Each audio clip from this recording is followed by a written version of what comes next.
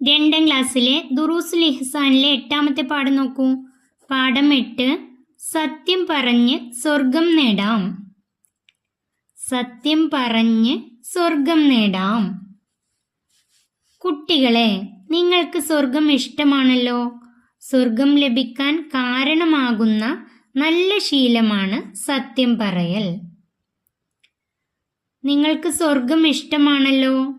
സ്വർഗം എല്ലാവർക്കും ഇഷ്ടമാണ്. സ്വർഗം ഇഷ്ടമില്ലാത്തവർ ആരുമില്ല.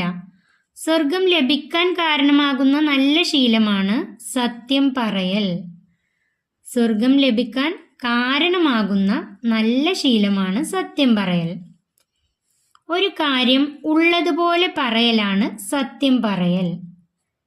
സത്യം പറയൽ എന്ന് പറഞ്ഞാൽ ഒരു കാര്യം ഉള്ളതുപോലെ പറയലാണ്. അത് ഉള്ളതുപോലെ പറയലാണ് സത്യം പറയൽ. നിങ്ങൾ സത്യവാന്മാരോട് കൂടെയാവണം എന്ന് അല്ലാഹു കൽപ്പിച്ചിരിക്കുന്നു.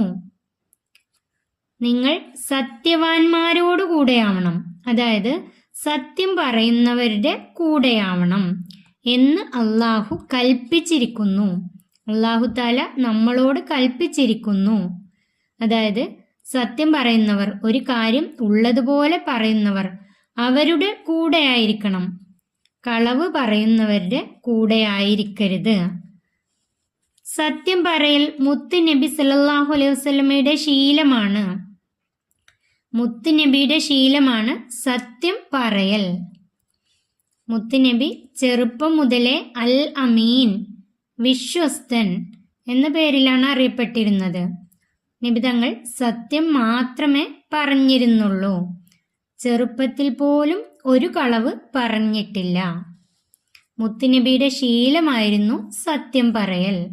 നമുക്കും അത് ശീലമാക്കണം. സത്യം പറയുന്നവരെ എല്ലാവരും ഇഷ്ടപ്പെടും. സത്യം പറയുന്നവരെ എല്ലാവരും ഇഷ്ടപ്പെടും. അല്ലാഹുവും ജനങ്ങളും ഇഷ്ടപ്പെടും. കളവ് പറയൽ മുനാഫിക്കിന്റെ ശീലമാണ്. കളവ് പറയൽ ആരുടെ ശീലമാണ്? മുനാഫിക്കിന്റെ. ആരാണ് മുനാഫിക്ക്? മുനാഫിക്ക് എന്നാൽ കപട വിശ്വാസി. മുനാഫിക്കിന്റെ ശീലമാണ് കളവ് പറയൽ. അതായത് കപട വിശ്വാസിയുടെ ശീലമാണ് കളവ് പറയൽ. ഒരിക്കലും സത്യവിശ്വാസികൾ കളവ് പറയില്ല. സത്യവിശ്വാസികൾ സത്യം മാത്രമേ പറയൂ. സത്യം നന്മയിലേക്കും നന്മ സ്വർഗത്തിലേക്കും എത്തിക്കുമെന്ന് നബി സല്ലല്ലാഹു അലൈഹി വസല്ലമ പറഞ്ഞിരിക്കുന്നു.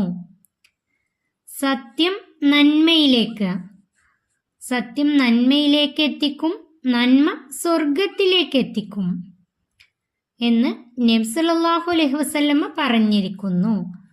മുത്തുനബി പറഞ്ഞിരിക്കുന്നു. അതുകൊണ്ട് എപ്പോഴും സത്യം മാത്രമേ പറയാവൂ. ഒരിക്കലും കളവ് പറയരുത്. ചെറിയ കുട്ടിയായിരിക്കുമ്പോൾ മുതൽ സത്യം മാത്രമേ പറയാവൂ. തദ്രീബാത്ത്, പഠന പ്രവർത്തനങ്ങൾ. ഒന്നാമത്തെ യോജിച്ചത് ചേർക്കാം. ബ്രാക്കറ്റിൽ നന്മയിലേക്ക് സ്വർഗത്തിലേക്ക്.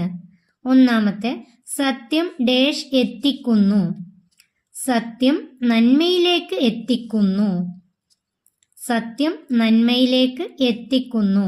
2. നന്മ ഡാഷ് എത്തിക്കുന്നു.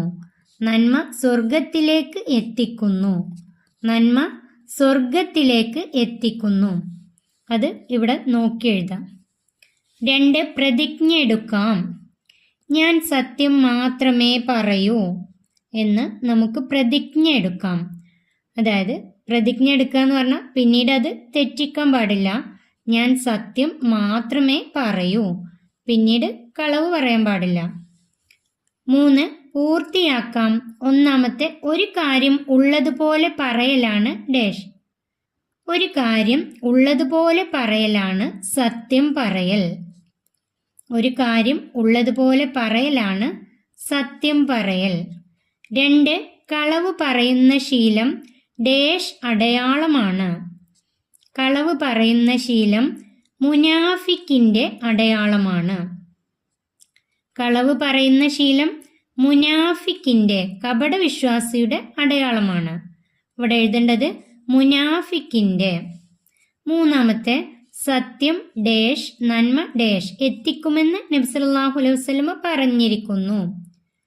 സത്യം നന്മയിലേക്കും നന്മ സ്വർഗത്തിലേക്കും എത്തിക്കുമെന്ന് നബി സല്ലല്ലാഹു അലൈഹി വസല്ലമ പറഞ്ഞിരിക്കുന്നു. സത്യം നന്മയിലേക്കും നന്മ സ്വർഗത്തിലേക്കും എത്തിക്കുമെന്ന് നബി സല്ലല്ലാഹു അലൈഹി വസല്ലമ പറഞ്ഞിരിക്കുന്നു. നാലാമത്തെ സ്വയം വിലയിരുത്താം.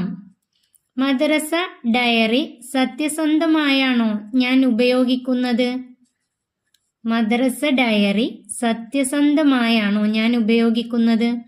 ഇത് സ്വയം വിലയിരുത്താണ് വേണ്ടത്. നമ്മൾ തന്നെ സ്വയം ചിന്തിച്ചു നോക്കാം. മദ്രസയിലെ ഡയറി ഞാൻ സത്യസന്ധമായിട്ട്, അതായത് മദ്രസയിൽ ലീവ് എടുത്താൽ അതിൻ്റെ കാരണം എഴുതും. ലീവിന് കാരണം പനിന്ന് എഴുതി കഴിഞ്ഞാൽ പനിയായിട്ട് തന്നെയാണോ ഞാൻ ലീവ് എടുത്തത്? അതൊക്കെ ഒന്ന് ചിന്തിച്ച് നോക്കുക കേട്ടോ.